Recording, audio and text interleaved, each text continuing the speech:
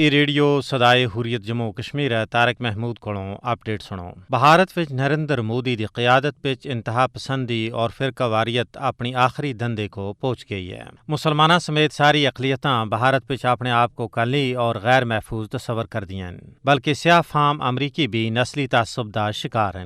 حال ہی وچ کانگو دے شہری دی ہلاکت سن انٹرنیشنل میڈیا دا رخ بھارت دی نسل پرستی اور عدم برداشت دی طرف کر دیتا ہے۔ بھارت دے شہر بنگلور وچ پولیس حراست وچ کانگو دے شہری دی ہلاکت دی تصدیق کیتی گئی ہے، جس سن نہ صرف بھارتی پولیس دی بربریت دے بارے وچ مجھ سارے سوالات کو پیدا کیتا ہے، بلکہ غیر ملکیاں دی حفاظت دے بارے وچ غیر ذمہ دارانہ رویے دا پول کھول دیتا ہے۔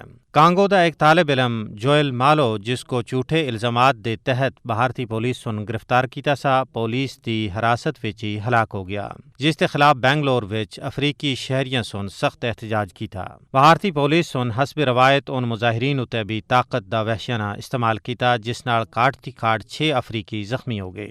افریقی مظاہرین سن بھارتی پولیس دے اس دعوے کو مسترد کر دیتا ہے کہ طالب علم دل دا دورہ پینے نال ہلاک ہویا۔ بھارت پہ سیاحت اور تعلیم دے سلسلے وچ غیر ملکیاں دی ایک بڑی تعداد موجود رہندی ہے، لیکن افریقی ممالک دے شہری بھارتیاں دی بدسلوکی دی شکایت کردن اور اکثر بھارتی پولیس اتے نسلی تعصب اور ہراساں کرنے دا الزام عائد کردن۔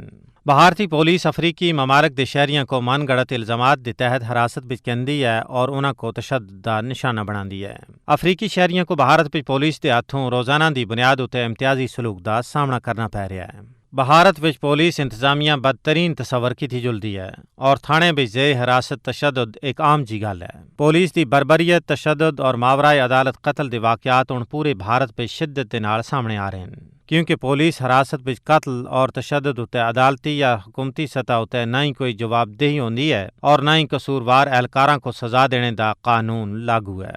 مودی دے بھارت پہ وقت گزرنا دے نال پولیس مظالم بھی سختی آندی جا رہی ہے اور انہاں دا زیادہ تر شکار مسلمان اور نیوی ذات دے ہندو ہیں۔ عالمی انسانی حقوق دے ادارے کئی واری بھارت وچ پولیس دے زیر حراست ہلاکتاں دے بددے ہوئے واقعات اتے تشویش دا اظہار کر چکے ہیں۔ یہ سارے واقعات عالمی برادری واسطے چشم کشا ہیں۔ اپڈیٹ ختم ہویا۔